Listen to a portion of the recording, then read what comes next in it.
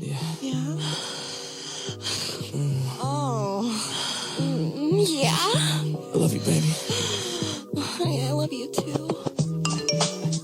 Who's out texting you? Nobody, baby. Don't worry about it. Nobody. It says Tina. Who the fuck is Tina? Who the fuck is Tina? Bitch, you know what? Get your shit and get out. You know what? I love you, babe, but maybe we should take a break. A break? Maybe you should kiss my ass. Sound familiar? We have a new intro. You're in a relationship and this shit ain't working. It's time for the truth. This is the Voice of Reason with Zoe Williams.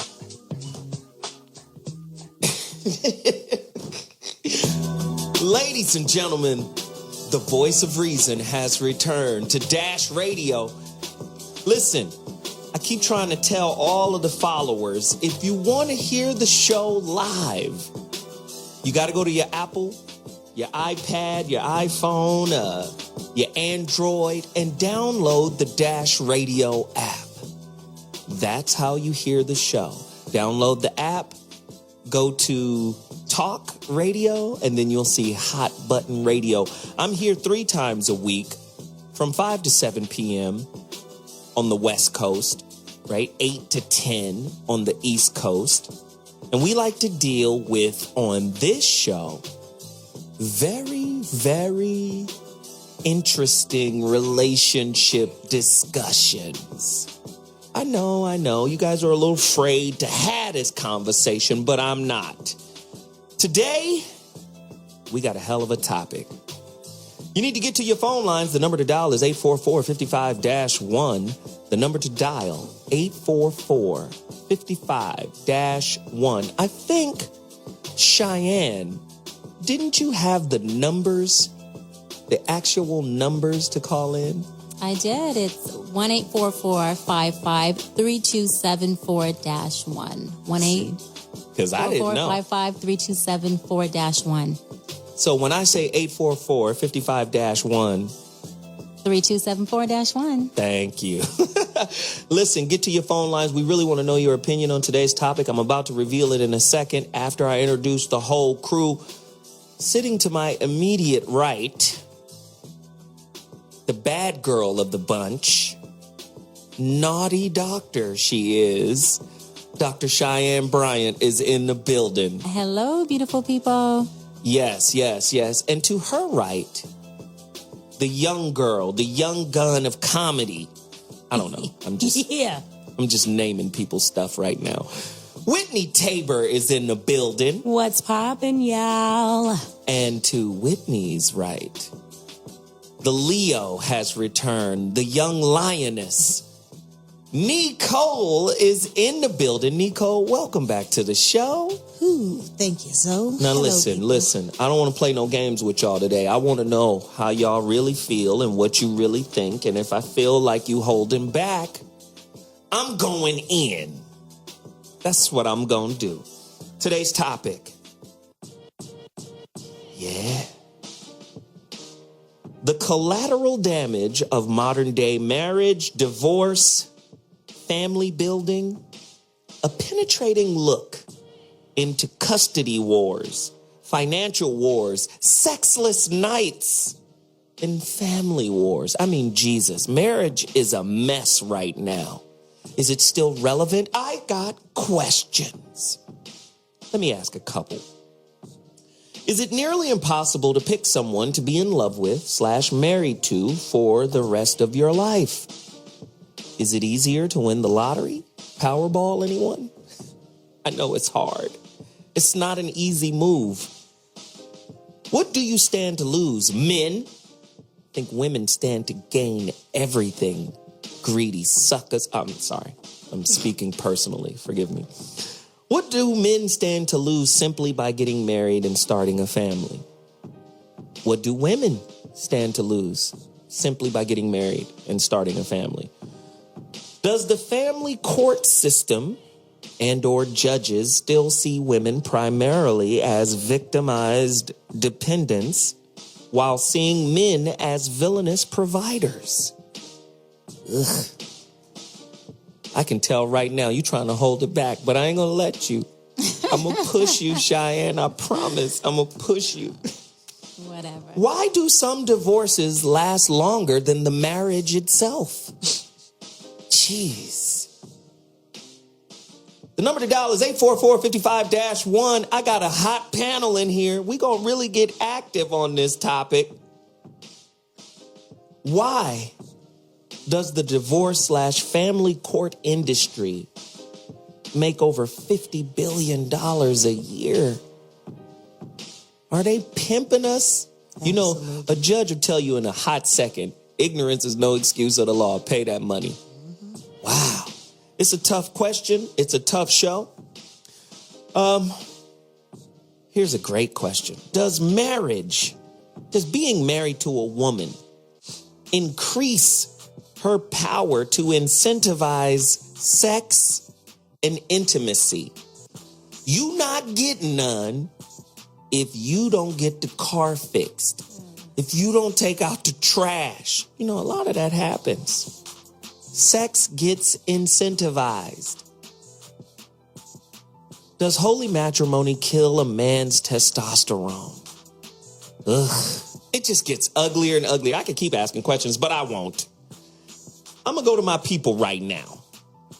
Cheyenne, marriage, good or bad deal? Is it a better deal for women or is it a bad deal for men?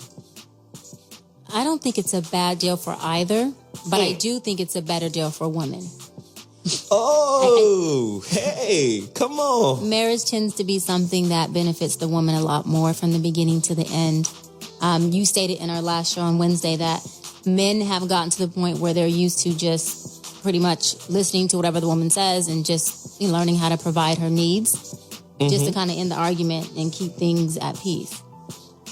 So, I definitely think that marriage is more beneficial for women, but it could be good for either or. It depends on the dynamic. If marriage kills a man's testosterone levels, if it does that, does marriage make man or men less of a man?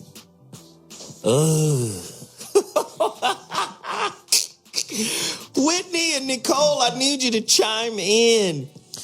I think the whole auspice of does it make you less of is not even the foundation in which you're supposed to enter into that agreement in. You know, you enter into this agreement because it's going to make you happy. And marriage is a deal. And I think that that's fundamentally what people forget. You want to set standards. And in order to set standards, you have to barter and bargain with an individual to get the things that you want. And you leave the things that you don't want by the side of the road. Do you think you can do that without getting married? Whitney?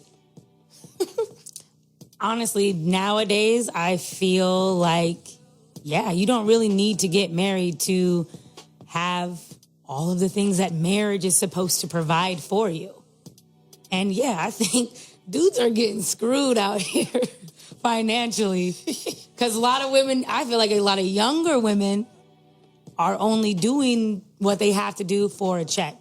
They want to be taken care of, this, that, and the other, shopping, this, blah, blah, blah, blah, blah. So, sorry, bro. You guys are losing. But that's part of the deal. If that's the deal y'all made agreement to, then cool. The shopping spree comes with the pussy. If that's what if that's your agreement, cool. And if anybody wants to sign that agreement, that's crazy. But they don't go into it for anything less. At the end of the day, look, you don't marry anybody hanging down on Skid Row. You marry people not just for love, but you marry them for the benefits that they can provide you with. Mm-hmm. That's part of the truth of it. And anybody that wants to say anything less is a lie. I have a question, Neecole. So if you say that the shopping sprees come with the PUSSY, right? Would you say that that's similar or the same thing as prostitution? Go deeper. By right, but nothing is free. Nothing is free. You're gonna pay for it all, like cotton and corn. There's a payoff to everything. Yeah, I believe there's a payoff to everything. Before all the shows, I talk to my girls, my young ladies, And one of my friends said, to be honest, it depends on what the other person brings to the table, not what they could bring. So, yeah, you might be in the NFL, but you're not right now. So let's just wait. She literally told me, like, what You they mean could to actually bring. Okay, see, that's the thing. I'm not thinking about anybody already, looking to base a relationship on something that someone else should have. On potential. Exactly, Speak because on it. potential can be a terrible thing if it doesn't express itself. And if it's not reached. So at the end of the day, I want to have myself together and have something at the table before I sit down with somebody else. So I'm equally as important in that relationship as my counterpart is. So let me ask you guys this. Are you dating the man for who he is? And are you marrying him for his realized potential? Well, you're always, when you first meet someone, you always meet the representative. Not always, but I understand what you're saying. When you look at somebody and you're interested in them, it's based on physical appearance for the most part of it. You have had no interaction with them previously. So that's part of the representative. I mean, they could be very nice looking. You didn't know they were musty or that they don't like to wear deodorant. So that's a misrepresentation presented by the representative. So once you get to know them, then you have to base all that on. But I've already told women this on previous shows. You guys are a magnet for the representative. Just by what you think. That's not me because I think faster. Sometimes I think faster than my mouth moves. Sometimes, yeah. Because my mouth's going to give you the truth. Like, I'm going to give you the truth. But sometimes women also create an image that the man didn't tell them or promise them he would deliver. And so oftentimes it's like, is it the woman's fault for creating this image and then trying to hold him accountable for not delivering or executing that image that you placed on him? Mm-hmm. Because we come into the relationship with this idea of what we want. But if he's not making those promises to deliver that, then what? Well, I mean, I understand what you're saying, and I think those obligations have to be fulfilled. But the thing is guys have a lot of conditions as to why they would date someone. Stop it. Usually, most of the time, the woman is above the bar of what that guy should be able to even attain. Wait, hold on, pimp. Hold on, pimple still skin. Let me tell you, men, what we do, we're not worried about our little principles. Mm-mm. We're really connected to your principles because your principle is the conduit to how we're going to get the soft, gushy yogurt box. Period. Which is the end zone for most men. And I'll tell you how we do it. We shut up. Mm-hmm. We don't really talk to you about what we think. Because you don't know what you think until we tell you, right? Right. Because your beliefs mold our behavior. And because behavior speaks louder than words to you, we lie to you through our behavior. And you ignore your intuition, which tells you what our intention is. Because if you ask any girl that went through something with a dude, she can pinpoint every bullshit thing, bullshit feeling, every doubt she had at the beginning that she pushed to the side because he was doing/behaving in accordance to her belief system. It's called behavioral confirmation. So men have learned that. Men tell little boys, shut your goddamn mouth. You talking too much. You better listen to what she's Christian? Go to church with her. She's gonna love it. That sounds like a setup. I'm just saying. It's chivalry. He's opening the door and he's pulling out the chair. Yes, because all of these little nuggets get him closer to the yogurt box. 844-55-1. Please get to your phone lines right now. 844-50. That's what I'm saying. Women got the standards on lock, and that's what really ruins the relationship. You got to have the standards on lock, but you yourself have to abide by them because in the beginning of the day, people will tell you exactly who they are, and it is up to you to believe that as its own truth. Shout and out not to to Maya forsake Angelou. your own self. Exactly. There it is, boo. Mike from DC, you're in the building right now. The voice of reason is on fire right now. Is marriage a bad deal for men? Mike, turn your life down. Your whole life is loud right now. Turn it down just a taste. Mike. Hey, what's up? What's up, y'all? What's up, Mike. fam? Hey, Mike. Hey, what's up, ladies, man? Hey, what's up, Zoe? What's happening? Ain't no much, man. I like our topic, man. I just wanted to comment, man. I just say I think marriage is a bad deal because like a lot of people don't know that a lot of people in marriage are suffering. Ooh, what do you mean suffering? Like you got a lot suffering of how? sexless marriages going on in marriages. Like one person sleeping in this room, the other one sleeping in that room. Like people in marriage are suffering. It's just that a lot of people don't know. Wow. Give me an example of, you said sleeping in one room, but give me another example. You said sexless marriages. A lot of people don't know. They say an estimate of 27 million people. 27 million couples. Yeah, it's high. It's high up there. It's very, very, very, very, very high up there. Because a lot of people don't realize that marriage is a institution, and that it's just that a lot of people are not really being truthful to what they really want. They're just being pressured into being in a marriage. You know what I'm saying? Because it's not really, like I said, like people are not really biologically built to be monogamous. So it's just that marriage is really a spiritual ordeal. That was heavy. He said it was a spiritual ordeal. I'm going to buy that for $1. Thanks for reaching out to the Voice of Reason. I appreciate the call. Again, we're talking about the collateral damage. Listen, I always tell people, relationship is a school where the curriculum is you.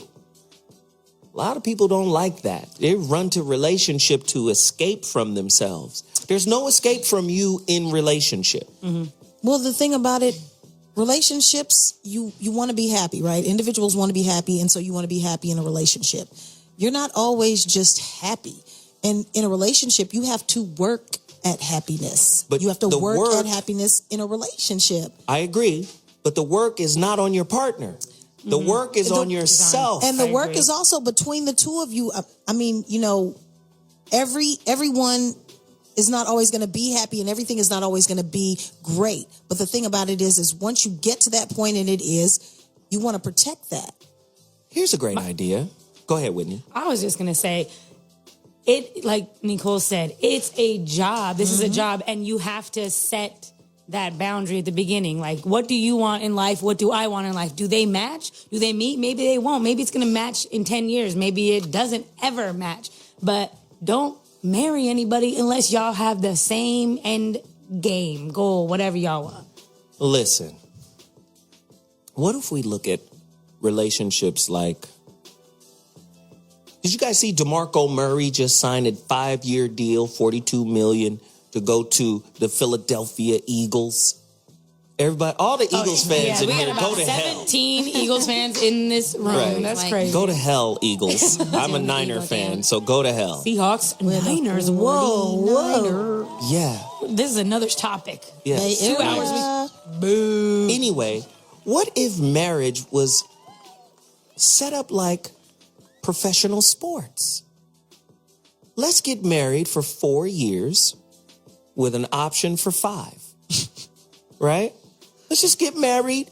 And if it works for 4 years and it's successful, we pick up that option. And then we do 1-year options thereafter, just based off of how we feel and how it is. So you want people to start leasing each other? Abso-freaking-lutely. Because let me tell you something. With technology, the advancement of technology, can you really see yourself with somebody for 50, 60, 70 years? Well, I don't know, Mr. Marilyn McCoo, but let me tell you something. You better quote somebody that somebody know. What kind of solid gold reference? It's the jacket. It's the jacket. Jesus, I don't know who she was talking about. Hilarious. 844-55-1. Cut Neecole's mic immediately. Do not hate on my girl. She's over here speaking knowledge. Foolishness. Listen, we got the phone lines. The phone lines are getting packed. You better get in right now or you won't be able to. 844-55-1. We're about to take a quick break, and when I come back, I'm going straight to the phone lines. Get to me. 844-55-1. Zoe Williams, Voice of Reason. Hot button. Hey, I got a great idea here. This is Zoe Williams, the Voice of Reason, on Dash Radio, Hot Button Radio. Do you think marriage would survive? Do you think it would last longer if there was a once every 5-year cheat pass? Right? I like that idea. I like But that. once every 5 years, there's a cheat pass. Get to your phone lines, 844-55-1, 844-55-1. What if there's a cheat pass? Because I always tell women, monogamy is unnatural for human beings. It's really a new construct for relationships, right?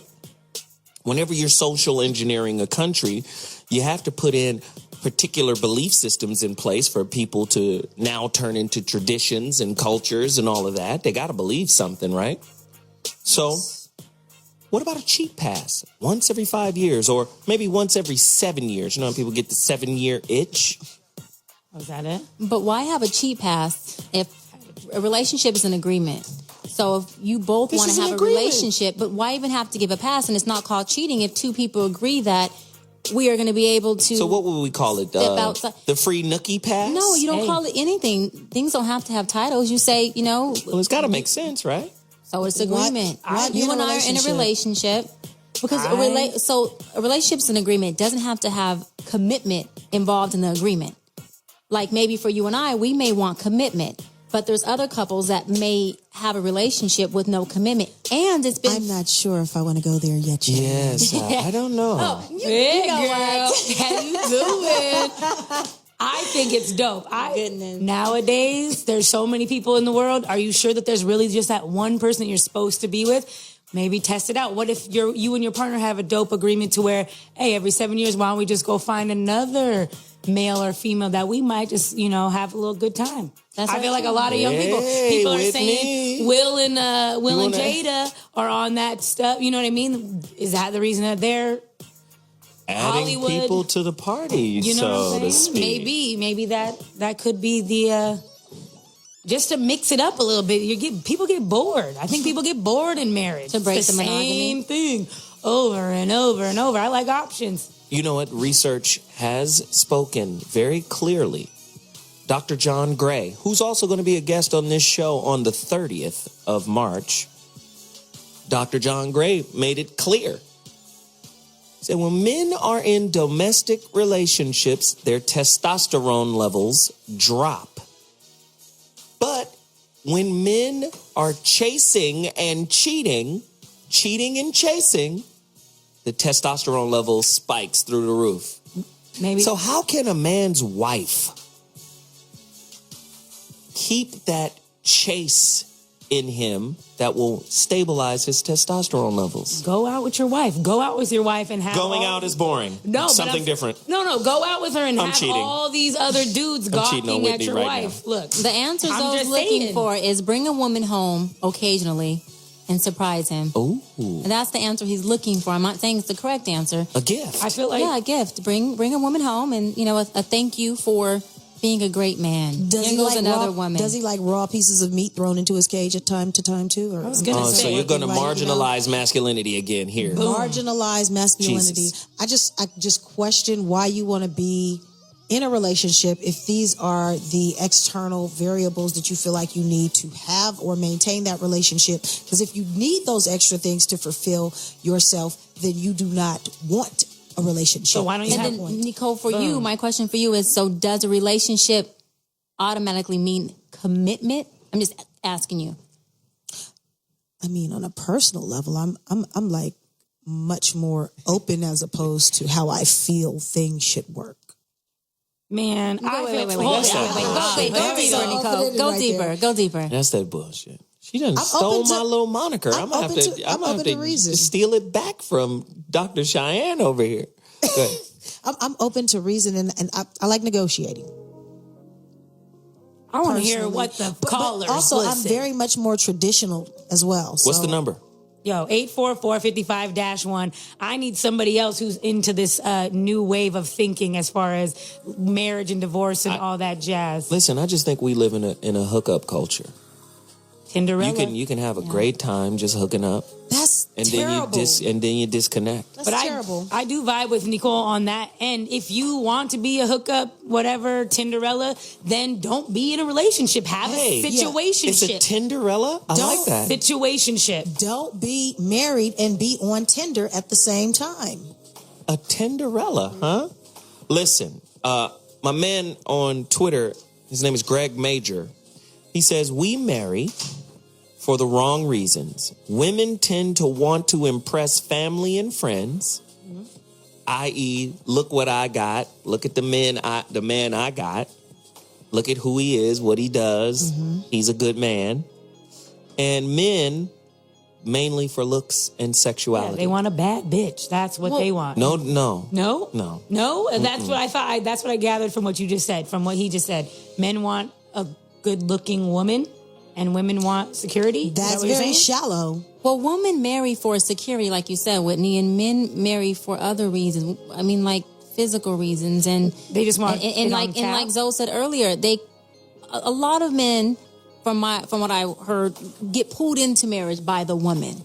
Not all the time, but a lot of the time, it's either she's pregnant, it's the right thing to do. Nobody's doing that anymore. Nah, Everybody's got 3 kids with 3 different babies' fathers. Damn, Gina. So I guess men aren't getting pulled in; they're just having kids, and they're not connecting, and it's just casual sex and quality of life with the fatherhood involved in the relationship cipher right now. Let's talk about it. Is a marriage over when a woman loses respect for her husband? Absolutely. If you don't respect someone, you cannot be in a relationship with them. 844-55-1. 844-55-1. Oh I guess being the only person on the panel that was married and divorced, I a million times agree with the respect thing. And the testosterone thing now makes sense.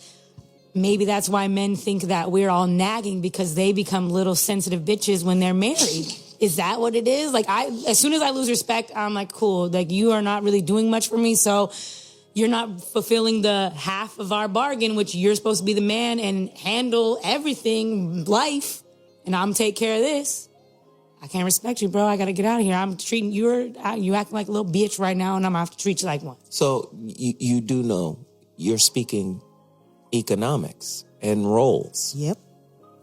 And that's the part that clouds the spiritual temple that marriage really is. One of my favorite philosophers, you guys, have you ever heard of Joseph Campbell? No. Okay. He's a soup guy? Joseph Campbell, the hero with 1,000 faces. Go buy the book. Hero with 1,000 faces. Joseph Campbell inspired George Lucas to write Star Wars, right? This guy was a historian. I mean, he was very deep, very, very deep, brother. White man. I call him a brother anyway. He talked about marriage. He said marriage is really a spiritual movement. But what happens is we turn it into a social movement. And I always say, like, if you look up the word symbol, and I'm not talking about the definition, I'm talking about the etymology of the word, where it comes from. Symbol means semantic. So what happens is most of us are after or empower the symbol over what it's supposed to symbolize. So then we become this bridezilla culture, and we're after the symbol, which is the ceremony. Let me get the ceremony. Let me get the ring.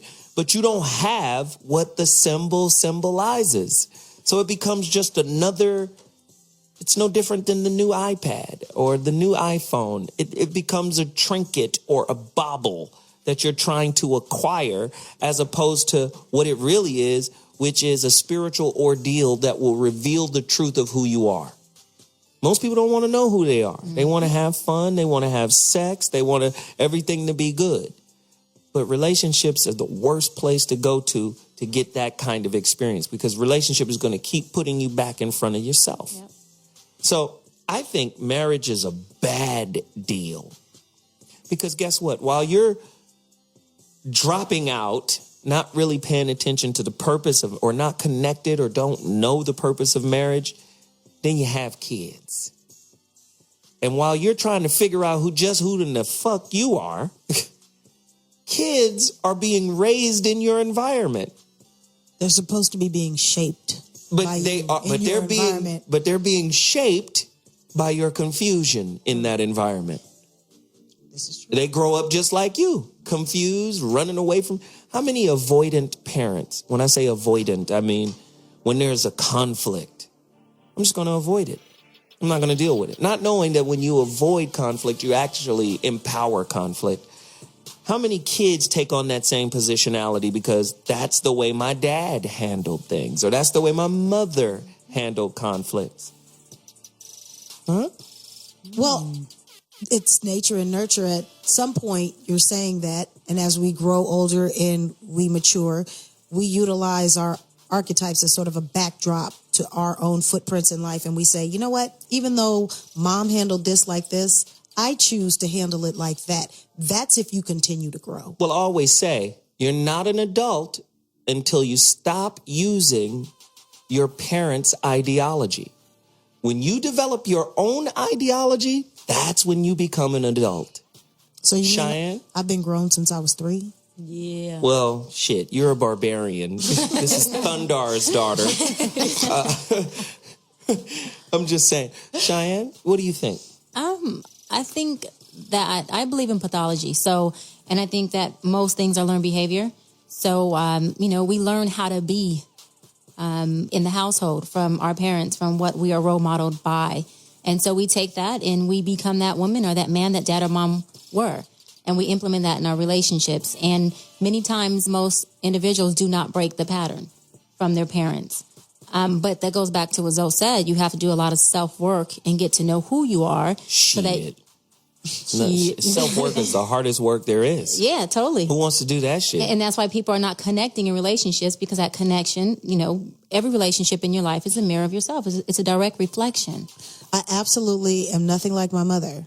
And my mother... Oh, that's your play. She has a one-woman play. I'm not my mother, yeah. And my mom said as I was growing up, I do not want you to be like me. I want you to be better than me. Right. And so your mother really loved you. She's hardcore. She planted that seed from the beginning, and it grew and manifested. And she definitely was very vocal in terms of the relationship that I have now, although it is your father, is not the kind of relationship that I want you to be in. What about the phenomena of losing out on sex once you get married? For what reason would you lose out on sex? Well, let's ask the one woman who is married here, Whitney.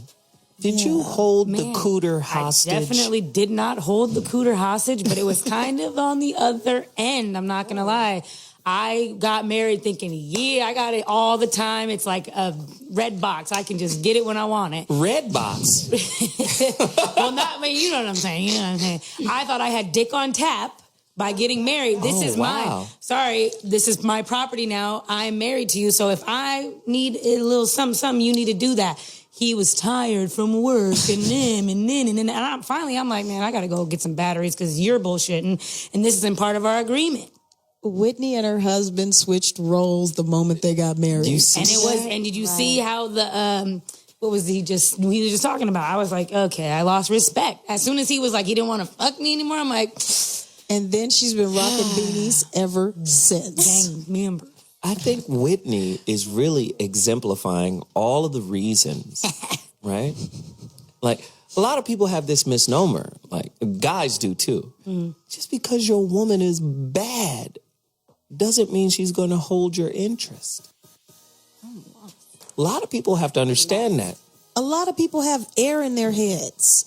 Oh, you're just going to say people are dumb? Yep. Yeah. You're very disrespectful to our listeners.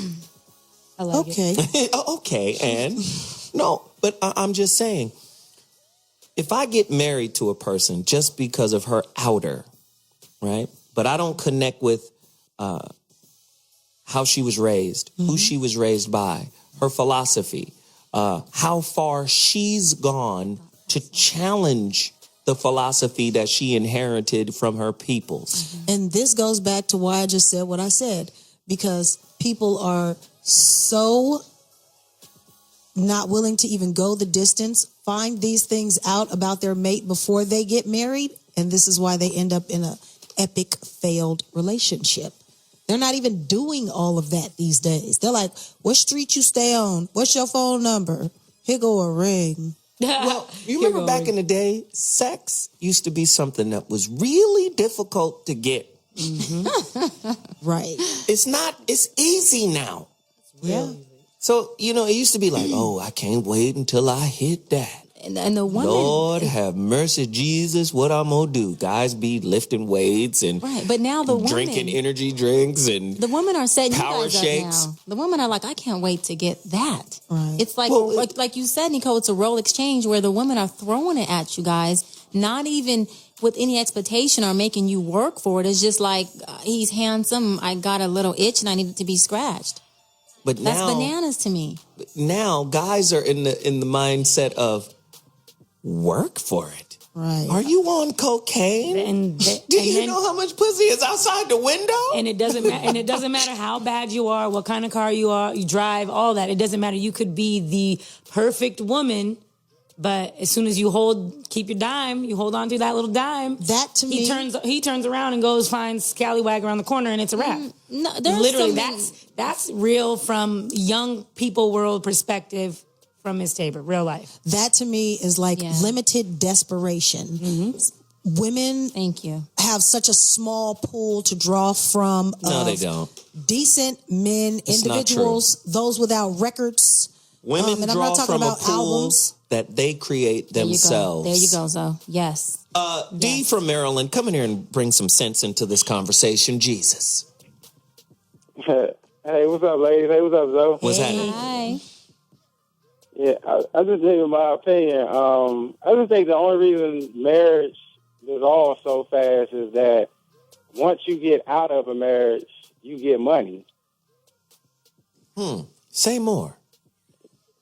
Yeah, because you got to think, the institutions are set up where it's like, well, if we could get two people to get married, one, they're going to have kids, they're going to have a house, a mortgage, finance, and then a lot of people don't know this. A lot of people graduate as lawyers because they capitalize on the people that are in love. Because they know sooner or later that marriage is going to break down. So, in the family court system, that's why it's so much money. Who's got the divorce rate? Could somebody get the divorce rate? It's at least 48%. I believe he's right because you're entering into a legal contract, and when that contract has been defaulted on or is going to sever, there is a legal obligation because the state has to protect itself. You sound like the lady behind the plexiglass at the Wells Fargo. I'm in love. You sound like this is some business shit going down. Marriage is big business. Can I say one thing, Fargo? Go ahead, D. Oh, the one thing I wanted to say, the main reason you could tell that a lot of women are in it for a business is a lady asked me that I wanted. We was dating for a minute, and she said she was really pressing me to get married, and I was like, let's be commonly married. Let's not have no papers or documents. She was like, oh, hell no, no, I can't get nothing from you if we And there's no guarantee without that common law institution unless it's legally recognized. That's why it's called common law, because that legally institutionalizes and recognizes even the union of two individuals being together for a certain amount of time. But I agree with what everybody is saying. I think that most women, though, when he said, hey, you know what, let's get married, but I don't want to put it on paper, she's like, well, why you don't want to put it on paper? Because you got side A, side B, side C. That's probably what the woman is thinking. You don't want to put it on paper because you don't want to actually be with me because you're doing some extra shit. Let me twist it another way. I like twisting the conversation. Testosterone, right, is the adventurer hormone. I have to go out and conquer and see and explore. It's all of that. There's no conquering and exploring in a domestic relationship. It's just not. So in a way, it neuters the man's potency, in my opinion. If somebody disagrees, you can call me at 844-55-1. I think it does. I just do. And I think women have to evolve. Stop going for this old traditional bullshit and evolve. Allow your man to cheat. You know what? That would be great if men were reliable. Well, now men are not reliable. No, because why aren't they reliable? I'm going to say because if you are with somebody and you don't enter into that contract and you guys do have kids, you've created somewhat a business, and these things have to be taken care of. Now, when that union doesn't work out and the man goes away, milk and Pampers do not maintain their reliability. So if he goes away, so long as he maintains the milk and pamper fund, it's all good? Is that what you saying, Neecole? I'm saying if If was a fifth, right. we'd all be drunk, nigga. Now, shit. Absolutely. What? I'm saying yes, absolutely. He would You know how many women are saying, "Get the hell out of here, Neecole"? Ain't no women. There's a married woman behind you. There's still conditions placed on that. But how many men exit relationship stage left and don't take care of their responsibilities left from that relationship? But you have to factor in why. Everybody always tries to go to... It's emotional at that point. It's not financial. They don't feel a financial obligation to take care of their kids. And that's proven on the fact that there's more children outside of wedlock that are not taken care of by the majority matriarch, the man of the relationship, than there is women. Listen, we have to factor in the why. You can't just go to the end result and then be like, okay, that doesn't matter. I didn't say it didn't matter. Let's go back to the why. Relationships are very difficult, right? Yes. Exceedingly difficult. And if you take, say, African-American men, and you look at the demographics on them alone, on us alone, let's say unemployed. Who's the most unemployed man in America? African-American men. African-American men. Who's the most incarcerated man in America? African-American men. Who's the most undereducated man? African-American men. So when you start doing that, what the family template then becomes is this. I'm going to tell you, listen to me. Anybody out there listening, 844-55-1. The number to dial is 844-55-1. Chime in on this. Now the family construct becomes a place of pressure. Right? Because the woman is saying, we got these kids, we got these responsibilities. Absolutely. And what better way to ease that pressure is to integrate yourself into the economic system. Go find a job, regardless of what kind of job it is, right? Yes. Answer this question. Who is the most unmarried woman on the face of the earth? Black women. Thank you. Who has the most kids? No, don't answer that because that might get racial. Your mom. No, but you know why I think that? Why is that? I don't believe black women control their relationship narrative. I believe black women follow the narrative that has been set before them as a successful one. This is why when Steve Harvey was talking to all those women on ABC, they were all quoting the stats that reflect what white women have. Yeah. Well, the average white woman is married by 20 or is married by 25 and has a baby by 27. Here I am, 32, and but you got too much mouth. You got too much attitude. You condescend to your man. You emasculate your man. Let's just speak on all of that too. And I was going to add to what white was saying. White women deal with their man cheating because guess what? His cheating ass is going to bring home the Pampers and the food and then this and then that. But two so things they deal with it. They are submissive, I guess, enough to be disrespected. They deal with the they deal with the cheating. Who disagrees with this malarkey? They deal with the cheating because, like Neecole said, white women understand that it's a business. And back to what Zoe said, to add to that, not just white women. I'm a black woman, and I believe it's a business because I learned early on romance without finance is nothing but a nuisance. But that's just you. But generalizing, a lot don't believe that. You some type of prostitute. Is that Foxy Brown? No, that just means it's 844-55-1. Yeah, the citations, right. You got to pay for it in some way, right? Mm-hmm. Whether you get it off the street for $80, the internet for $29.95, or you pay your wife in some way for indirectly, right? Indirectly, 844-55-1. This shit is getting crazy. Twitter is on fire. Look, I'm everybody's on fire. Go ahead, chime. Well, and I'm saying, like, people get mad at certain wives or the basketball wives and these ladies who are set. They don't have to worry. They're doing the shopping sprees. They're going on vacations. Their children are well paid for, but they probably know for a fact that their basketball playing man is cheating on them. Now people look at them like they're hoes and they're this and they're that and they're weak and they're that. Maybe not. Maybe they are kind of winning in the world because guess what? We're all sitting here bitching about we can't do this and the other, but they're sitting up in their mansion like, yeah, I know he's cheating, but hey. But they have an kids are incentive. taken They have care an of. incentive to stay. So if there's an incentive to allow your man to cheat, most women will stay. If you're with a man who's not taking care of the household financially, then you're not going to stay. What's the reason to stay? So if he has enough money, for the sex? so if he has enough money, it's okay to marry him and let him do whatever he wants. With most women, yes. Oh my God. They will turn a blind eye. LB's If the on the man can line. take We care got to of go to financially, LB yes. real quick. LB, come on, man. Can you handle this situation for me, pimp? Talk to me. Absolutely. Listen, I'm going to make 2 points, and I'm going to get out y'all business. First point is related to white women versus black women. The stats about white women is so true is because they're going to suck your dick, they're going to fill your stomach, and they're going to shut the hell up. They cook. This is a business, baby. By a certain age. Business. That's why they're married by a certain age. That's why you don't hear nothing about these white women like that. Black women, they want to sit here and nag you and complain when there ain't nothing to complain about. The man is working. The man is working hard. He's putting food on the table. He's providing for you. Why are you complaining?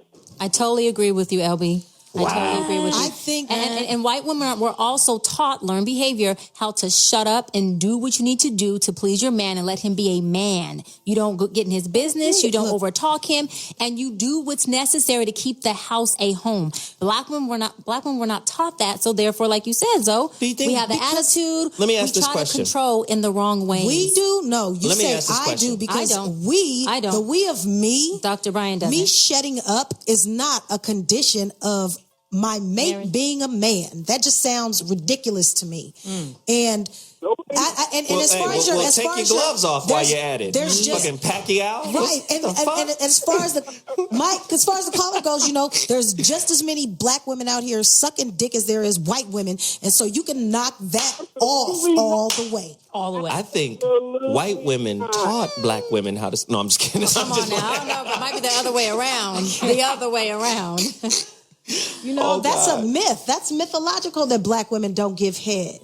The head doctor's black. Hey, listen, when I was growing up, black women were very particular. keep it real. But you Keep always it knew real. that. But you always knew that one you could go to and There count was on. always that one. And I think there her it name is. was Shannon Prude. Please And that's stop. a- Please stop. My bad.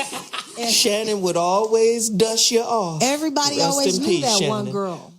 But when you're young, you know, there should only be one of What those. just happened here? We just had a moment. Okay, Zoe, are LB, you man, back, Zoe? I appreciate the call, man. Good looking. We're going to go to Sherman in North Carolina. You're in the building, the voice of reason, hot button radio, dash radio. Holla at me, man. What's going on, Zoe? What's going on, y'all? What's up, Whitney? Yo, what How up? you guys doing? We all right, man. Hello. Very good.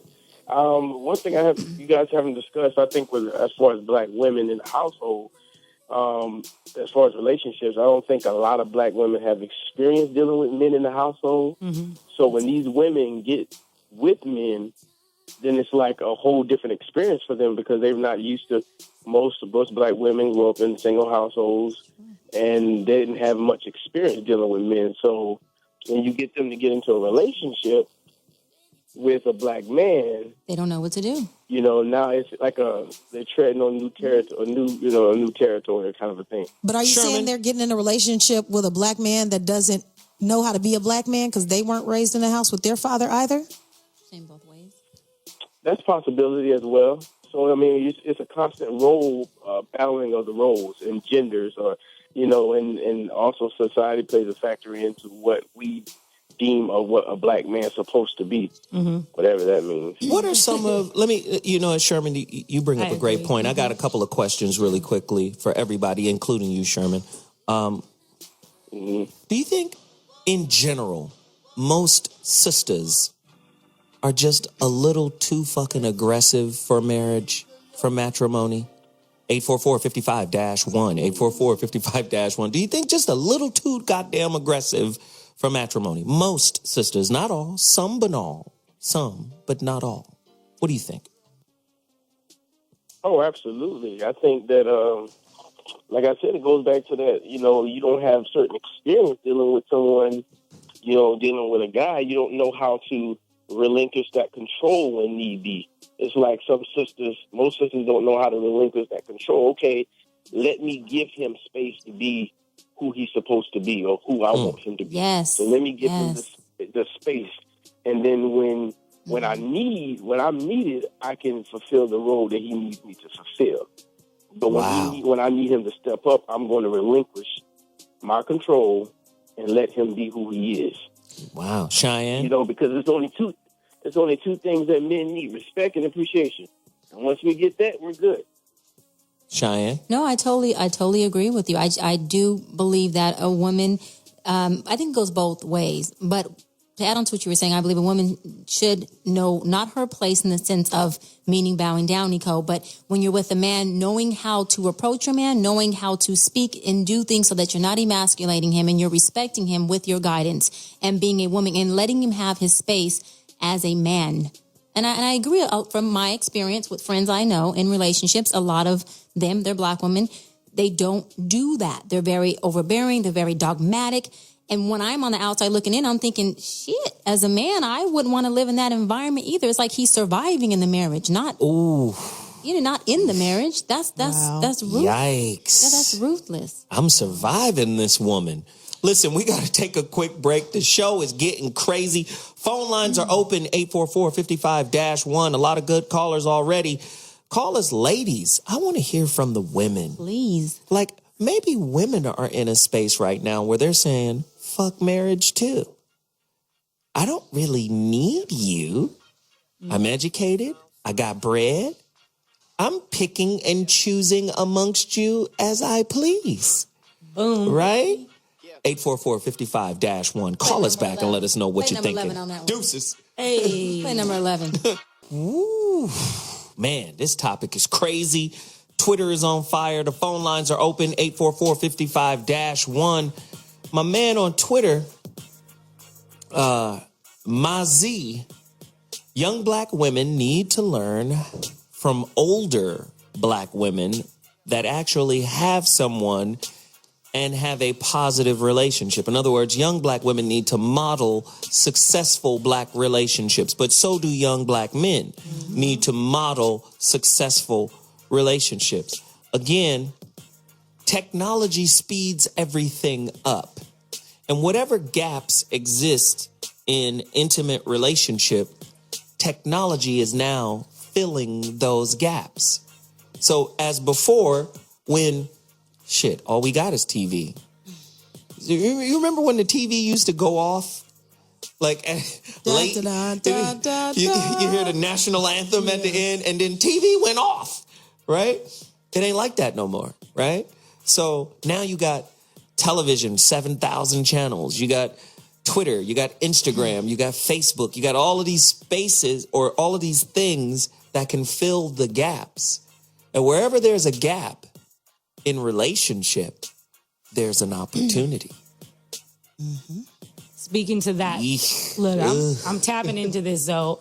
From my own experience, I modeled my marriage as I got married at 23. I modeled my marriage after my grandmother, my grandfather. They were married till my grandfather passed. She woke up every morning, cooked him food, lunch, breakfast, dinner. He chilled. He went his den. He typed on his computer. He chilled. He was retired. He took care of her. They took care of each other.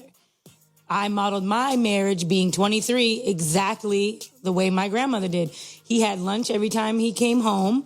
I fucked him whenever he wanted to. He wouldn't fuck me when I wanted to, though. This, that, and the other. After the marriage fell apart, he told me, my ex told me that it was his fault that the marriage was ruined and I was good. He was the one who said, this is a quote, real life. He said, I was never loved the way you loved me, and I didn't know how to handle it. Wow. Real life. No, but you also said he was bored. That's what I was going to say. Keywords. With his life, not the marriage. But you were and that's my argument to him. I said, well, I'm a big part of your life, bro. But what about this? You're 23 years old. You're a millennial.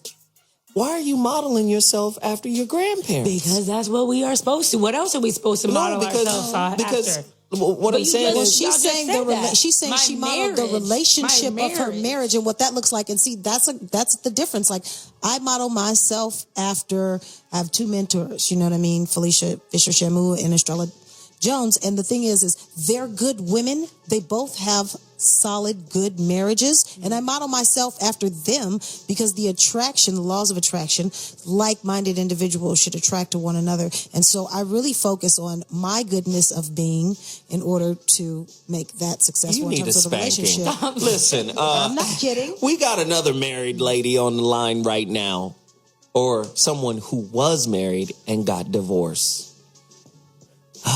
My good friend Hecka Activated joins the lines. Hecka, can you bring some clarity to this marriage thing? I think marriage is a bad deal for men. I think marriage is pro-women, just like the court systems are pro-women. I think men tend to lose a lot when they get into marriage, right? Custody wars, Jesus Christ. Who wins the majority of the custody wars, dads or moms? 80% of all custodial parents are mothers, 20% are fathers. It's a bad deal. What do you think? Hey, I'm bringing in Hecka. You turn off all of these mics. These girls are so rambunctious today. Hecka, speak to us about your experience, honey. Wow.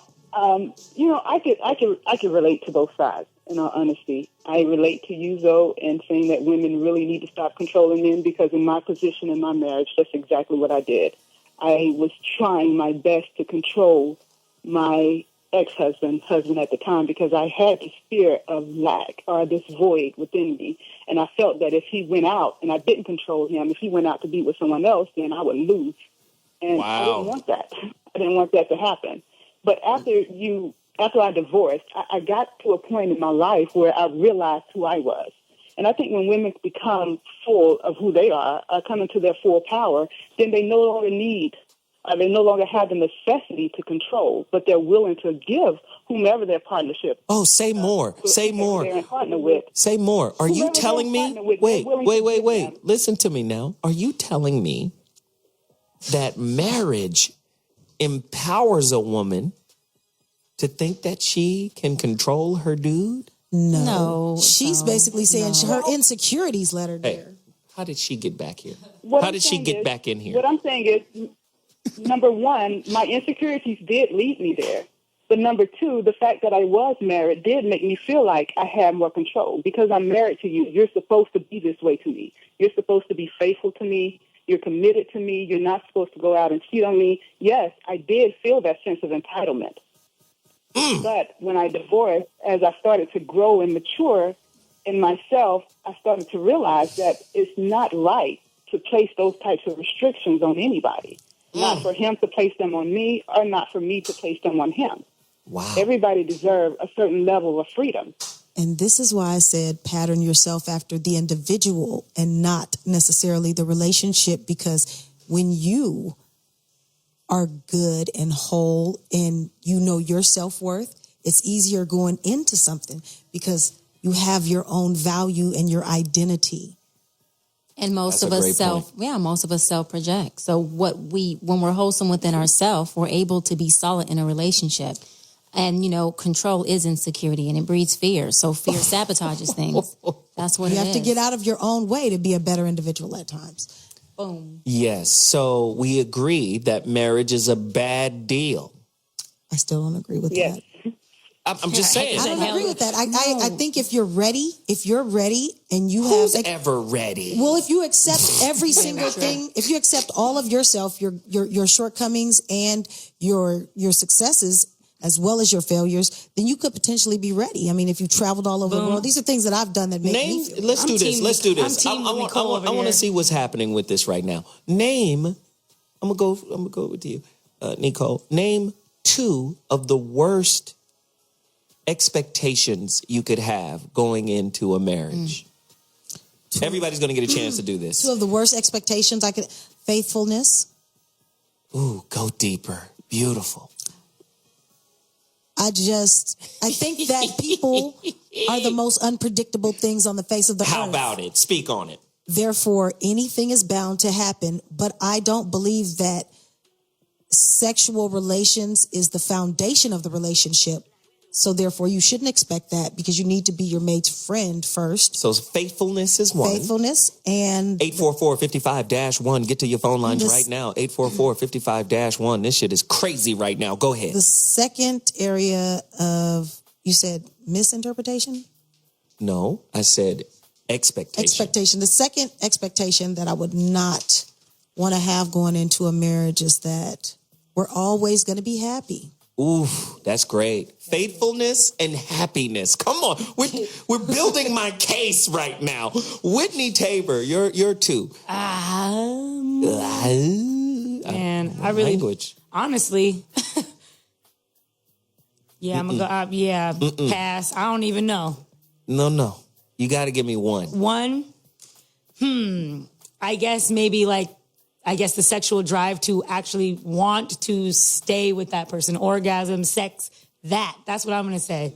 Oh. No, I'm just She being does real. love sex. Young, She ain't gonna this lie. generation. No, that's a Whitney's good like, thing. get Hey, me the bus know off. your Or the body. marriage is over. No, Be Whitney's cool with- like, my first husband didn't give it to me, so No. I need someone to overcompensate in that area, period. No, I'm just being real from the young person in the young generation. This is a generation that is driven by sex. So I'm sorry if you can't fulfill that in a marriage long term. That's probably where the number one thing people start cheating on. And that's why people get bored with one another is because sex can get boring. Sex gets boring. Thank you. So when you base your foundation on that, eventually it's going to fizzle out. Nah. Just like Why don't we ask the sexy doctor? The two things for me would be fidelity and I'm sorry. would be fidelity and for a man to fulfill you. Fidelity. Say more about fidelity. This is good. To really put the responsibility, I know it sounds bananas, on him to be faithful in his flesh. We're all human. And I just think that a lot of women want to place that responsibility on the man. But how many women are honest about when they cheat? How many women get caught? How many women, cheater. when they're not caught, I'm a cheater. just I've been say, caught well, you know cheating. what? But this is what happens. A man would cheat, and then we'll go bananas on him for cheating, and he's this no good man, and he's done all these bad things. But how many times do we say, okay, baby, you know what? You did 2 and I did 3. And I you cheated. just didn't call and me. you know what? This is the deal. We even. Or move forward. Hecka, I need to know. Yes. I need to know your two. What are the 2 worst expectations you can go into a marriage with? Well, let me first say that I feel like unmet expectations create hidden hostilities, and that's the biggest downfall in relationships, in my opinion. So for this reason, I honestly feel like the expectation that you will never have a desire for another woman is horrible. It's just crazy to me, as well as the expectation that this situation will last forever, because people have to realize that forever is just as long as it lasts. Ooh, wow. That's dope. Wow. That may be 2 weeks, 3 or 4. Listen. So just have fun while it lasts. I'm going to ask you guys more questions. What about this? Commitment, right? Isn't marriage the Super Bowl of commitments? And the question is, who is the commitment to? Are you guys making commitments to each other? Go in. I need to hear this.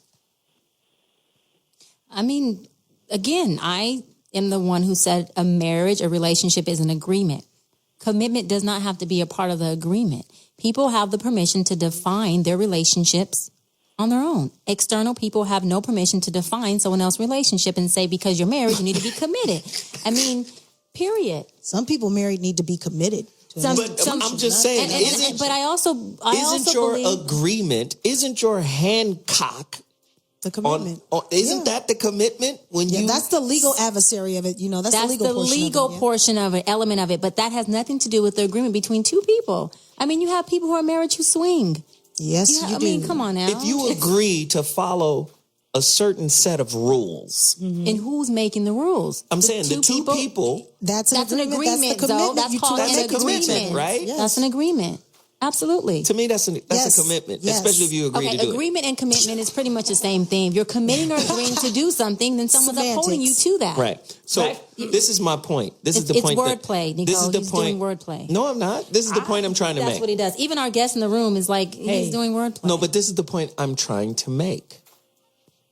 Commitment. Mm-hmm. When you make a commitment to someone or something, let's try another word. Oath.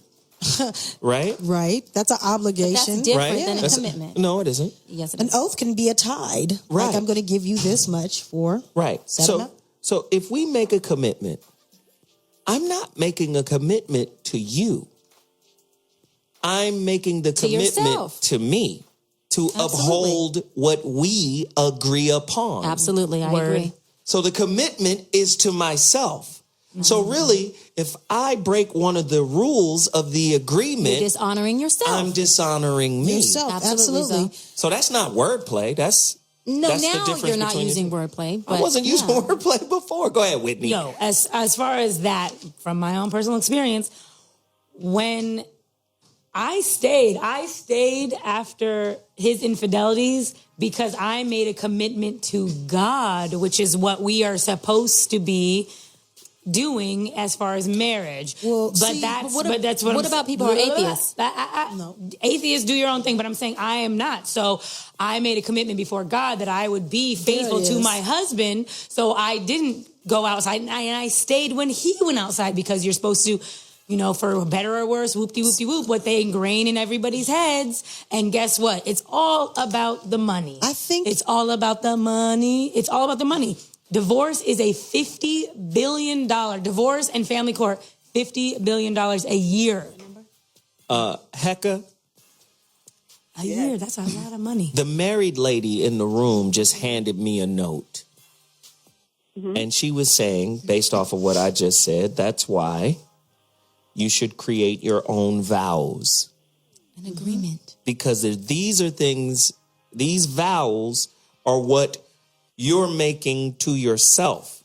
The commitment is, I'm committed to these vows to represent myself in this relationship and represent this person. What do you think about that? Do you think that's even possible? I think people make up all types of shit and say they gon' I mean, shit. We do treaties, we do agreements with all kind of countries, and we always break them. The rules are meant to be broken. Rules are meant to be broken. What do you think, Hecka? I feel like signing a marriage certificate or an agreement or any of that, for somebody to do that is really equivalent to saying that, okay, I'm going to do a contract to go to the grocery store and purchase the same list of groceries for the rest of my life. It's just not going to happen. Things change, people change, their bodies change, everything changes. So that's just not going to happen. I don't feel as if it's necessary to sign any agreement, whether you're committing to yourself or committing to someone else. It's just an inhibitor, because as you change, then you're afraid to break that commitment. Do you guys... And you have to break it at times. Do you guys... Let's all agree. Do we all think that Whitney got married too young? Absolutely. Yeah, I agree. I'm sorry. I definitely agree. There's a guy on Twitter. His name is Sinister Mephisto. He says 23 is far too young to get married. And if you don't have your own ideologies and values. Absolutely. So do you, in hindsight, do you now see like, wow, this was... No, I saw when I was in the mix. That's why I left. I chose to leave the marriage. My husband did not want to get divorced. I said, you know what? We tried. It didn't work. Hey, people change. It's all good. We're still great friends. I learned a lot about it. And I'm still going to get married later on in life because I want that. There's a brother on Twitter, Thinking of You, says, so has the black woman been raised to not be able to keep a man? Oh, my 844-55-1. Get to your phone lines right now. Jesus. Neecole? There's just a lot of sad black men out here. The thing about it to Why me... he got to be sad? He asked a question. He didn't say that's what he believed. He asked a very limited-minded question because everyone is able to judge his questions, Neecole. Why don't you? She just did. Why don't you just answer? She just did, actually. Boom. Why don't you just answer? Tell me, okay, I really want to answer his question with a question. It's just limited in terms of mind and perspective. It's almost as if I'm going to say you guys in terms of the gender of men are acting like black women don't know themselves, and I feel like black men are the ones that don't know how to be men. I feel like it's more black men that don't really know what it is to be a man, let alone a husband and a father. But just to be a man before they even enter into these things. And that was a limited statement, too. No, and I agree. Really. I agree Not with really. Right. But Neecole, bro. I hella agree with Neecole. All I'm saying is, from my previous marriage, that is what I was told. That was what he told me. My ex-husband told me straight up. Yeah. Experience. That's not the experience of all black men. But a 26-year-old young man who was very successful in what he had done in his life. Thank you. He was 26. He was only 3 years older than you. You can't make that the template for black men. Okay, Bryant? I want to say I agree with Neecole to a certain extent. What you said earlier, I think it's both, the black woman and the black men. Like you said when you added to the caller, Neecole. Black women are not raised in a home with the black men, most of them. They're in a single-family home. So they're not learning, they're not watching their mom be a woman or a wife to a man. And then the black man or boy is raised in a single-family home, so he's not able to see a man model what a black man's supposed to be like in the home. So I think that we can't just point the finger at black men, or black men can't point the finger at us. I think it's a cultural thing. Well, as a whole. I don't think so, because I come from a two-parent family home. What do you mean you don't think so? The black woman is a part of the culture, ain't she? Yes. I come from a two-parent family home, so my But you do. Absolutely, but many of them who's don't. in the household more in black families? Hey, it's too much talking over each other. Cut all their mics off. Women or men? I'm going to Hecka. Hecka, save us from the banter. I wanted to make a point, though. You asked Whitney about being married too young. And I have to say that I met my ex-husband when I was 18 years old. We were together for 17 years. We married I was age 21 when we married. And we were together for 17 years, my whole adult life. It was a very hard relationship. But I have to say that in marriage, you lose nothing, regardless of what age it happens. You lose nothing, but you gain so much wisdom. And I have to honestly say that it taught me so much. And I wouldn't give any of it back, regardless of the age, whether it's 16 or 18 or 20. Whitney's doing the holy dance as you speak. They marry at different ages for different reasons. Everybody's not wired the same way. Everybody's not going to have the same experiences. Right. Okay? That's a great point. And I have one more point to make. Go ahead. Go ahead. I keep hearing you guys speak about black women not knowing how to have relationships. But in my family, every male, and I have a lot of them, just about every male in my family is married to a white woman. They give them more hell than a little bit. And this That's is what I'm the talking honest about. truth. Wow. Hecka, you just nailed it to the Give them wall. more hell than a little bit. And can I just chime Jesus, in? They don't even know yet. Your family is an Obama factory. Well, you hating. A little biracial factory. We have some mixing going on in our family. And guess what? Whitney's father is a white man and my mother is a black woman. So, I mean, boom. All right, so listen, ladies and gentlemen, we're about to take another quick break. But before I leave, Twitter is on fire. Sherman Lowry, he says, men need only two things from a woman. That's respect and appreciation. I'm going to ask this question. I know you guys hate it when I do this, but I'm going to do it anyway. Do black women respect and appreciate black men? Absolutely. It don't sound... What? Really? Oh, Jesus. Please get to your phone lines. I need some black men and some women to call in and tell us. Is that the problem? The lack of appreciation and respect for each other? Is this why our relationships are dysfunctional? 844-55-1. We'll be back in 2.2. Zoa. The voice of reason has returned to Dash Radio. Man, this show is crazy. The breaks is crazy. Listen, I got a married lady in here just really giving up good game. And she's like, the benefits of staying together, you know, the kids are observing you grow. Yes. They observe you problem solve. They observe every aspect of how you deal. And in doing so, they mature. The whole family grows. Right? Yes. And I think that's the beauty of it. I think that's the awesome part of it. And me personally, I don't believe you have to be married in order to experience that. But if you're married, that's cool too. It just adds, to the overall experience for the kid. Now, if you did, I have to go back to one of my favorite philosophers. I always quote this guy. His name is Krishnamurti. Krishnamurti was saying in a book called Education and the Significance of Life. And in the book, he talked about if a teacher is standing in front of a student and he hasn't worked out his own personal flaws, he's a danger to the students because he's self-unaware. And I think sometimes that same analogy goes for intimate relationships. If you haven't figured out who you are and you got kids watching you, you're a danger to them, even if they're yours, right? But the beauty of the relationship will allow you to see yourself. But the key is you can't run from those reflections. And looking at the divorce rate in America, 50% of all marriages end in divorce. The number one indicator for wealth in America is marriage. The number one indicator for poverty in America is divorce. 50%. That's telling me a lot of people are ignoring the reflections that come back to them. So just stay married. The reflection in your relationship is your personal curriculum. That's what you're supposed to be working on.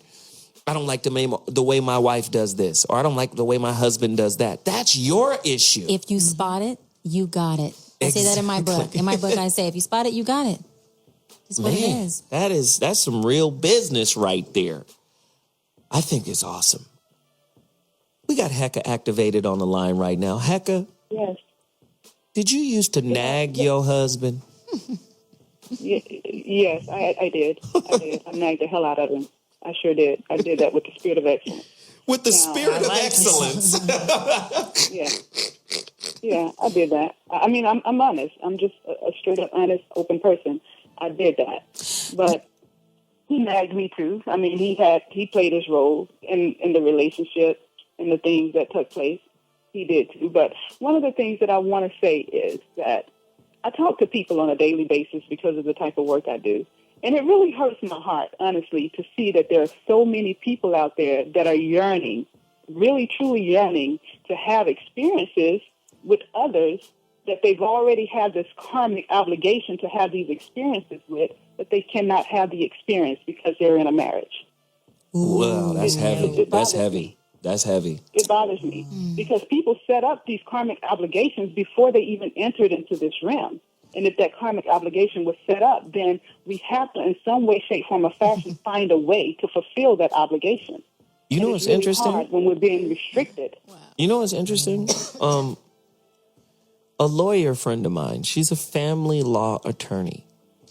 She said, really, the issue is for the family to deal with and figure out and solve and resolve. She says, but we come into play when the family can't resolve it. And she said the way we resolve it is probably detrimental and harsh to the family because the way the court is set up is win-lose. It's not set up win-win. It's win-lose. Somebody's going to lose. And most of the time, the person that loses is the man. I'm telling all men to go on strike. Strike it down. Marriage, huh? Strike it down. It's not the spiritual institution it used to be. It is a social one. It's a financial institution. It's a financial institution. It's one that's designed to, like, for instance, this is what people don't understand. Everybody has the potential to be great. Not everybody will realize that greatness, of course, but everybody has the potential to be great. But because you don't realize your potential in a particular society, especially a capitalist one like ours, America will find a place for your ass, even if it's at Foot Locker. There you go. And so what happens is you get locked into a particular tax bracket because you gotta feed those kids. Do you understand? Everything is interlocked. Education, interlocked with what? The economy. Marriage, interlocked with what? The economy. Education as well. It's all locked in. Yeah. So it's a game, and it's not the spiritual temple that it used to be. It's really that simple. It's not a place of spirituality.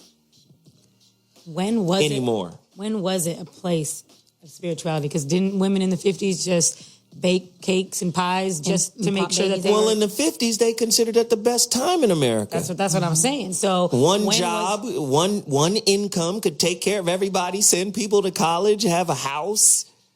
We don't live there anymore. No, we don't. The dollar is worth 5 cents. Literally, it's worth 5 cents. So now you got to have 2 incomes and you got to make all of this money to maintain mediocrity.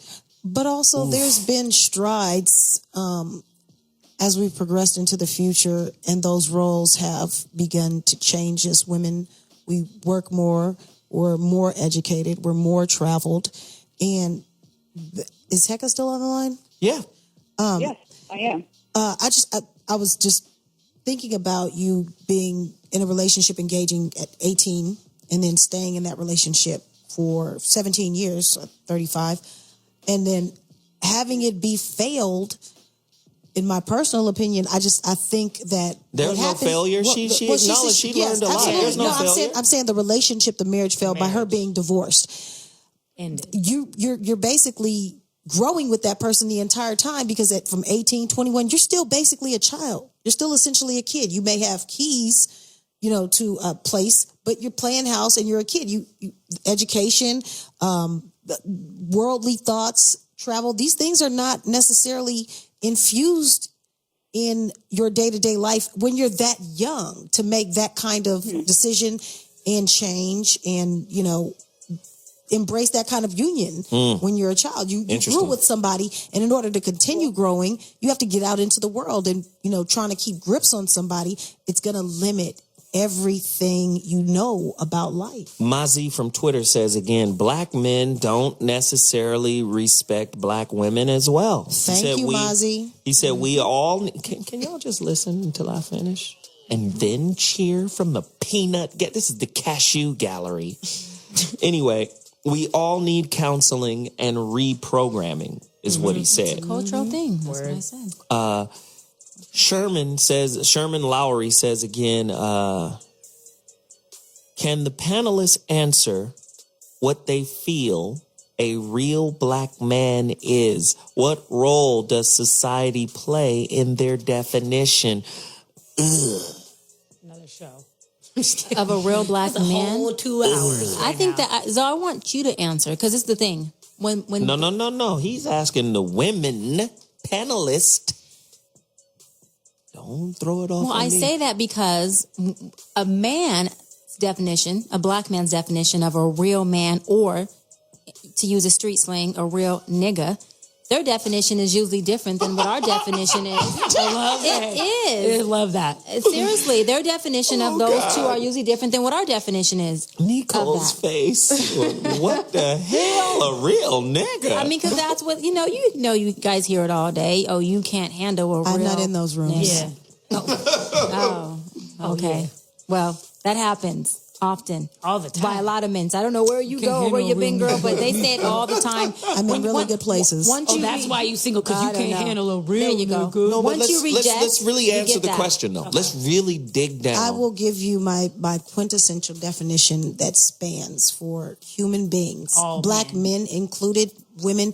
The number one foundation of being a mature adult in any gender, black men, is accountability. Period. So a black man, that's a real man is accountable for all their actions, good actions and bad, accountable. Well, we do know that if accountability was a religion, it would be devil worship to women. because women are just not accountable. We do know that. But 844-55-1. I'm just sorry. Women are just see, not you weren't accountable. even accountable for that statement. Yes, I am. I said it, goddammit. And I stand by it. It's Shit. terrible. It's real. Women are just not accountable. Are you serious? Let me tell you something. Let me tell you how you know black women especially are accountable, Zoe, because black men have the audacity to term one of the very worst DC terms I've ever heard of, and that is baby mama. You get real close to her mic. He ain't even listening. When she gets to babbling again, I want you to cut her mic The only thing that babbles are Brooks. Yeah. Again, Whitney, what's your definition? Of a real man, somebody who handles their business, just like Neecole said. I mean, real life, just be real, man. That's it. Make money. I just really wanted to say DC, that. cut Whitney's mic for the rest of the show. And make love to her. And make love to her. Whitney wants money and Whitney's love. next husband is going to be a bank robber, like Jesus. porn addict or something. Make money and sex. Got it. Dr. Cheyenne. A real man to me, regardless of the race, is a man who is solid within himself, a man who can speak greatness into his woman because he obtains greatness within himself because he's done his own self-work to where he can set a foundation for his woman and the household. To me, a real man knows how to lead his woman without degrading her as a woman as well. And he has a balance within himself that, to me, will end up being implemented into the woman, into the relationship. And wrap it up. No, I'm just kidding. Yeah. That's my beauty pageant answer. I hope everyone likes it. Hysterical. Really? That's just, you cutting up. no, that's my beauty pageant answer. You know, that's Hecka, me. your definition of a real man, please. Twitter is on fire. They're the phone lines right now. Okay, your question is the definition of my definition of a real man.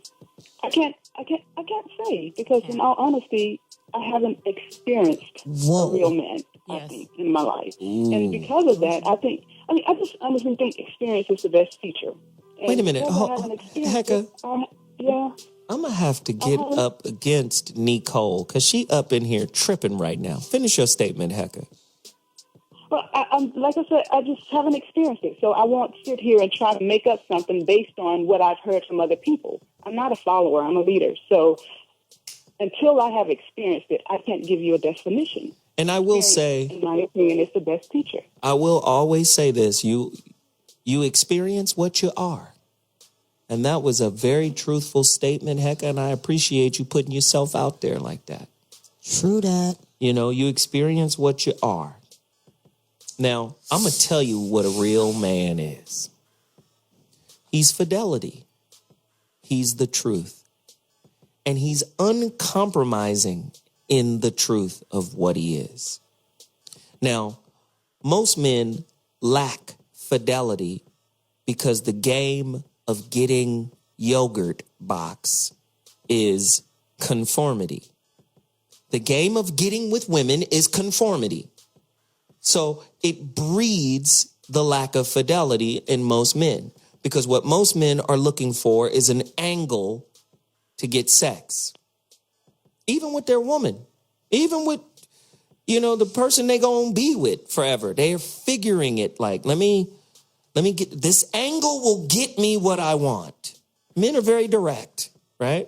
And what happens is there's a weakness that grows inside a man for a lack of fidelity. And then women tend to lose respect once they recognize that the behavior he presented was hollow. You feel me?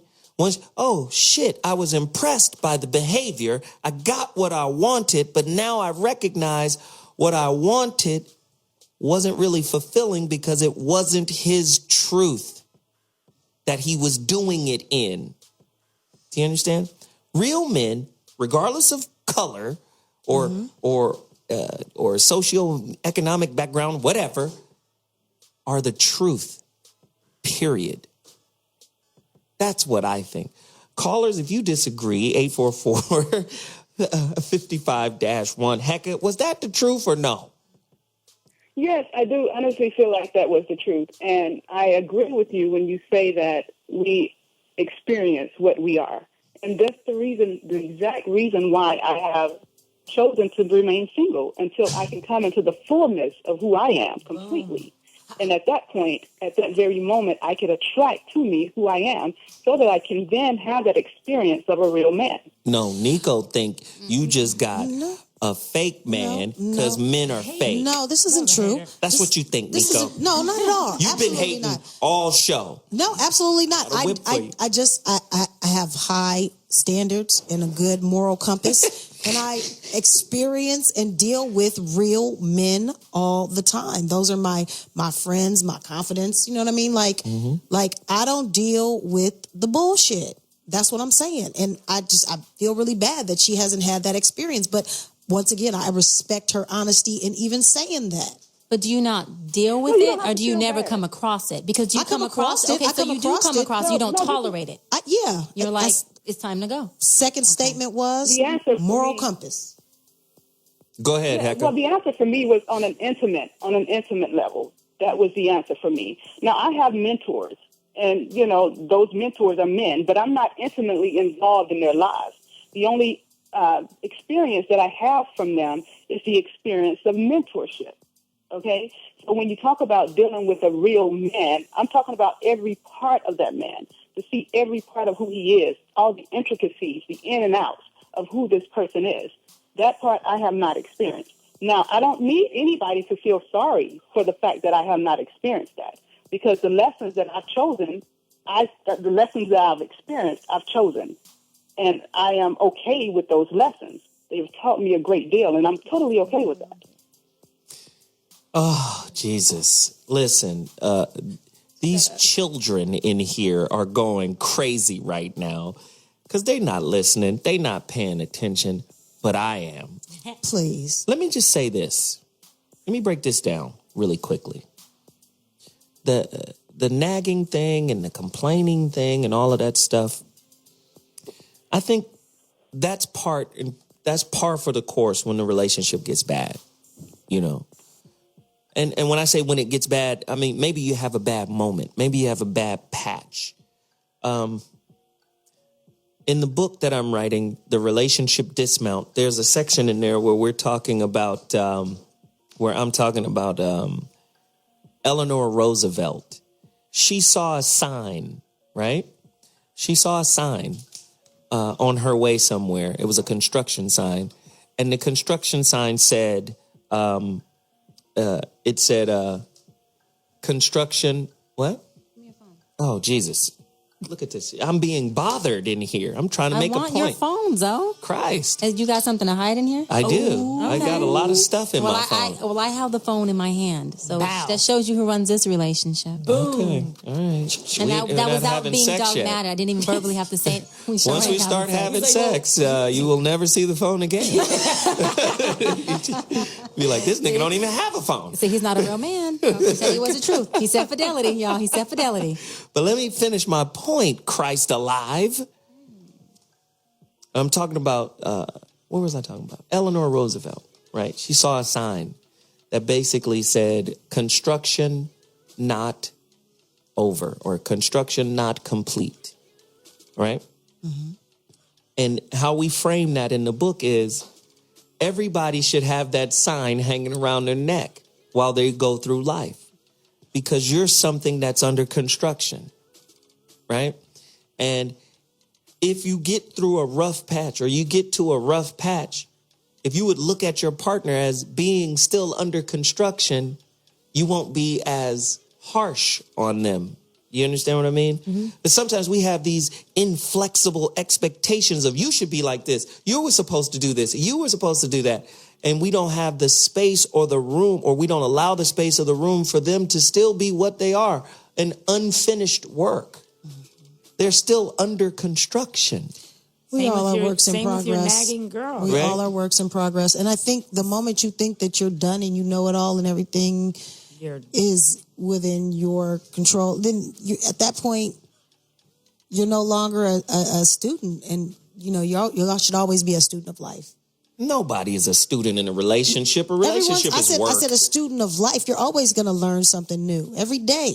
But you know how hard-headed people are? People don't give a damn. But that's part of the work, Zoe. And people don't want to. That's a part of the work. You peel back that onion layer. That's why I get annoyed with the whole nagging thing. So if your woman is nagging and you guys are so mad about her nagging, why don't you teach her a different way to speak to you? I will not. But I have a question for women. We're all learning. And I have a question for women. What is the man's job to teach you how to speak. Hell, but you're supposed to be the leader, the women on the panel as well? What is the benefit of nagging?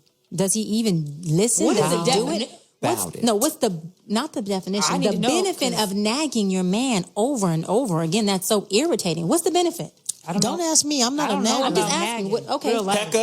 Hecka, what's the benefit? What was your benefit? I don't even feel as if there was necessarily a benefit. I feel like as it pertains to me, I was just really wanting to get a point across. I was really wanting to be understood. Boom. And if I'm not getting Whitney's the mic off. response that I feel like I need to get in order to be understood, then I continue. But that comes from her being youthful and also not having her voice to trust when she says what she wants or what she needs, that she will be heard. And that's where nagging comes from. So, Neecole, what about the woman who's not youthful? She's 50 and she nags all day long about the trash, about this, about that. What is her issue then? Her issue is you can't teach an old dog new tricks, and that's what she knows. And at 55, she doesn't know any different. Let me ask everybody this. Have you guys ever heard of the word mahout? Nope. Mahout. No, I haven't. Can I have it in a word, please? Don't say nothing. She said no. Can I have it in a word, please? She wasn't even paying attention. This one right here. Can you spell it? Is it Mahout? Exactly. I know. Ding, ding, exactly. ding. Third grade spelling bee champ right here. Exactly. Oh, shit. Get at me, Neecole. Okay, so I'll tell you. Mahout is a Sanskrit word. It means great measure, right? This is the technical term for an elephant trainer, right? Most women become mahouts in the relationship through nagging. Now, there's different kinds of elephant trainers. Some elephant trainers are peaceful and respectful to the great beast, right? They show the elephant love, and the elephant tends to bond with that person forever. Then you have the violent ones, the violent mahouts that hit and whip the elephant and try to scare the elephant. And guess what happens? He gets stepped on. Mahouts get killed by those elephants that they raised from a baby. Relationships work the same way. Again, and I'm not saying men should kill women. What I'm saying is, man, I'm done, man. No. Hear my point. What I'm saying is, if you're using aggression, if you're using ultimatums, if you're using negativity to try to elicit some type of positive response, it's never going to happen. Because you set the tone for negativity, you set the tone for ultimatum, and it just doesn't work. It's resistance, like you said. They're going to resist to whatever your ultimatum, a man, and nagging as well. Men go into resistance mode. Well, I'm not going to do it right now. Even if I'm not doing nothing. I'm not doing shit. And that's everybody, though. I feel everybody. Like people in general are all the same. We don't want to be told what to do because I'm grown and I know what I'm doing. Right. And teamwork makes the dream work. And I always tell my clients, use the sandwich technique when you're trying to talk effectively to your man. You can do that too. I'm hungry. But use the sandwich technique. I mean, say something that's kind. The meat and potato is your issue, and then cover back up with something that's kind. DC's starting to get the hang of it. He hears some bullshit, mute that mic. That's beautiful. I love it. Oh, goodness. Again, Greg Major is pissed off at the panel. Good. Because he said after all of that, only a half an answer. So what's the real issue? Real men equals honesty. Truth, unfortunately, many women can't handle that. But I feel like many most women can't handle the truth. He's a lie right there. Because look, you guys are sitting here complaining about nagging, and if your definition of a woman being passionate and her trying to make you a better man by positively, you can't make him a better man. How about that? Well, cannot. Well, good. Then I'm not going to even try to help you motivate, and you're going to think that I'm not on your team, and now I'm some sort of quitter. No, but what you said is perfect. You can support and motivate. But Yeah, you cannot but I create can't or give him anything but you more can't- than what he already has. So you can't have a strong conversation gonna with keep a talking grown over each man. other? I can't have a grown conversation with a grown man and be like real passionate about what I'm trying to say without being called a nag and a this and a that. But passionate and because nagging your is weak two different ass can't things. take Because it. passionate and nagging is two different things. I'm going to just add to that. There are 1,500 species of monkeys in the world. Monkeys. And with that being said, Neecole. the leaping lemur is the only one with a new habitat in San Diego Zoo. That's it. What? Okay. Let me do this. I have a question for both Hecka and Whitney. This is my last question before I wrap this show. Are you two ever going to get married again? Yes. And if so, what are you going to do differently? Yeah, you're badass because you've been in here fucking up. No, I'm just saying. I do want to get married again, and I will get married again. But like Hecka said earlier, I'm on a path for the past 5 years to learn myself and to gather what I really do need in a partnership. Because Whitney's a hunter-gatherer. That's why she's going to club him I'm over a the Native head. American. I'm not one of those chicks that pretends. I grew up on a reservation, bruh. Okay? She's going to club him over the head, throw him over her shoulder, and drag him into the cave. Listen up. Hecka, you going to get married again? Yes. If so, what you going to do differently? I do wish to be in a union again. I don't wish to do marriage in the traditional sense, going into church and standing before the pastor, getting a marriage certificate, that type of stuff. You want an open marriage? Yes, absolutely. That was my next statement. Yeah, I me would too. rather prefer an open marriage. I want to give him the ability and the freedom to experience the way that he needs to, and I want to have that same freedom. Hecka, this is Neecole. I'm wishing you the best of luck and success with that. I'm copying. Me and Hecka are a team that I'm like her. We're spiritually on the same. So let's do this really quickly. Hecka Activated, where can they find you? Oh, yeah. You can find me at www.hecka, Heka, activated, just like it sounds, .com. I am on Facebook, Twitter, as well as Instagram at Hecka Activated. Awesome. Neecole, where can they find you? Neecole C at Twitter.